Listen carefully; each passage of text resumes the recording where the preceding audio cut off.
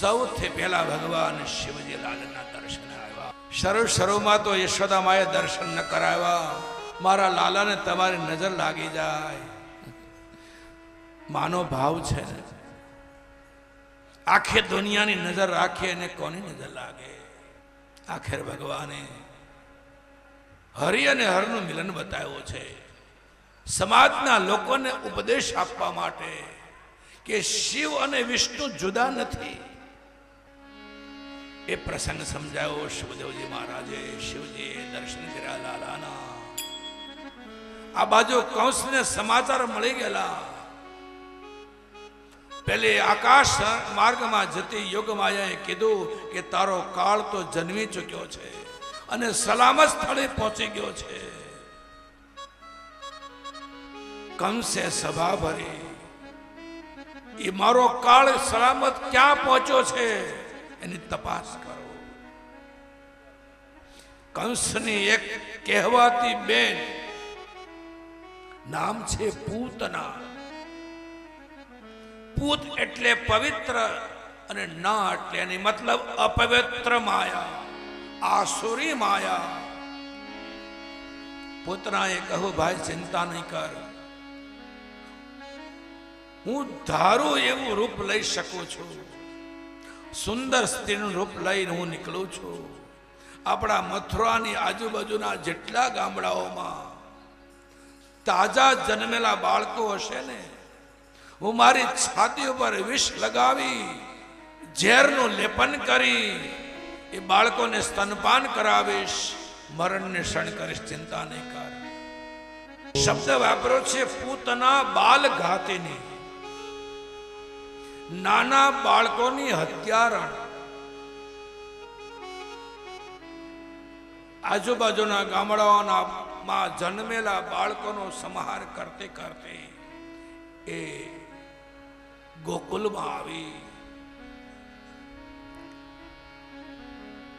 નંદ બાબાના આંગણામાં પારણામાં સુતેલા લાલન માં રસોડામાં કામ કરતા હતા. રસોઈ ઘરમાં એ સમયે એ બાળકને તેડી લીધું.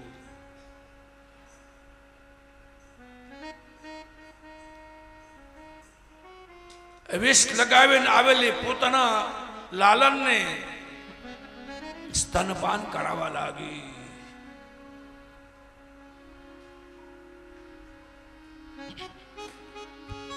એ દૂધનું પાન, એ વિષનું પાન કરતા કરતા એમ કહેવાય છે લાલન પૂતનાનું રુધિર ચૂસવા લાગ્યા.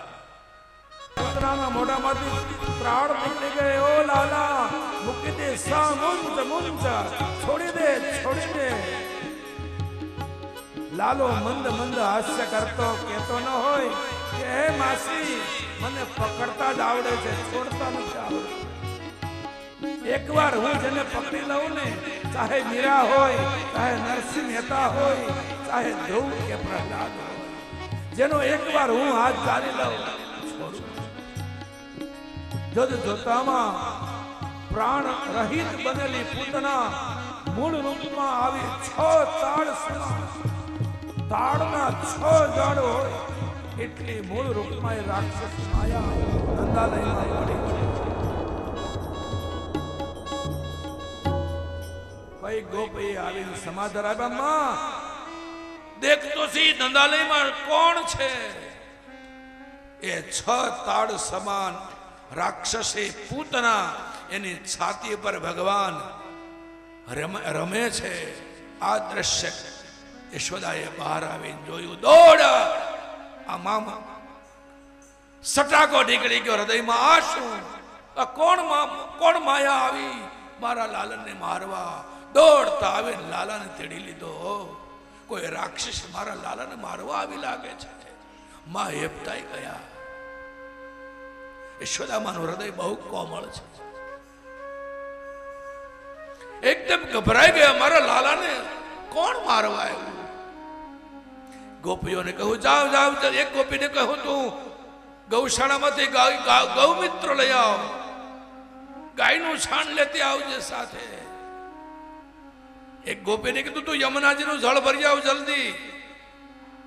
એ લાલાની નજર ઉતારે છે, ગાયના છાણ વડે કરી. મેરે ભાઈ બહેન, કદાચ વિજ્ઞાન ગમે એટલું આગળ વધી જાય,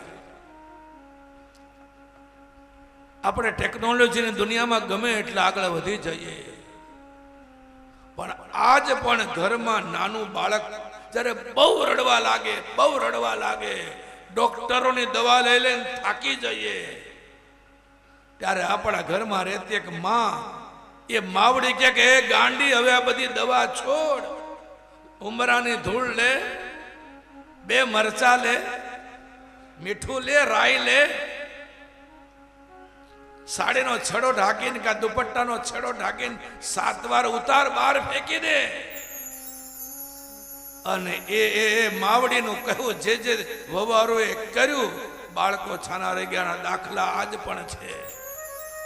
આમાં શું તથ્ય છે આપણને ખબર નથી, વિજ્ઞાન પકડી શક્યું નથી, મેડિકલ સાયન્સ પાસે આનો જવાબ નથી, પણ મારે તમારે સ્વીકારવું પડે કે આજની તારીખમાં આ વસ્તુ શક્ય છે.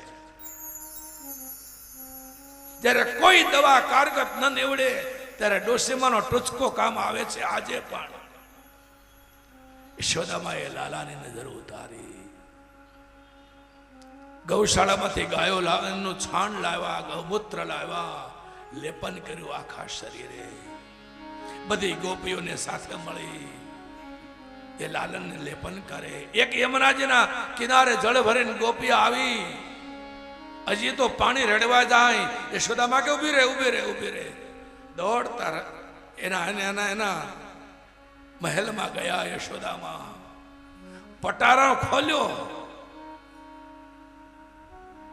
કેસરની ડબ્બી લઈ આવ્યા. લે ગોપી, આ યમુનાજીના જળમાં કેસર નાખ. યમુનાજીના જળમાં કેસર મિશ્રિત કર્યું. બધી ગોપીઓએ આમ અભિષેક કર્યો, કેસર વાળા જળથી લાલનો અભિષેક કર્યો. યશોદામાં અંગો ચોળી લાલાને સ્નાન કરાવે.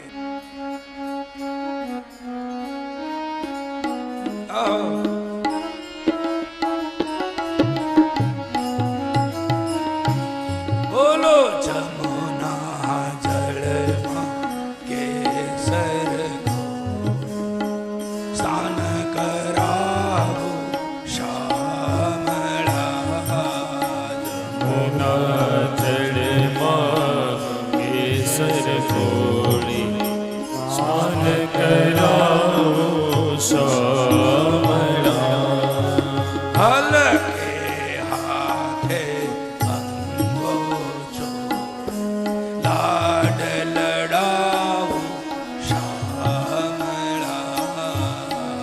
હલકે હાથે અંગો ચોળી લાડ લડાવો શામળા. આખો ગાવાનો ટાઈમ નથી, આટલું તો સ્નાન કરાયું. પછી પારણામાં લઈ ગયા. યશોદામાં સુડાવી દીધા લાલાને.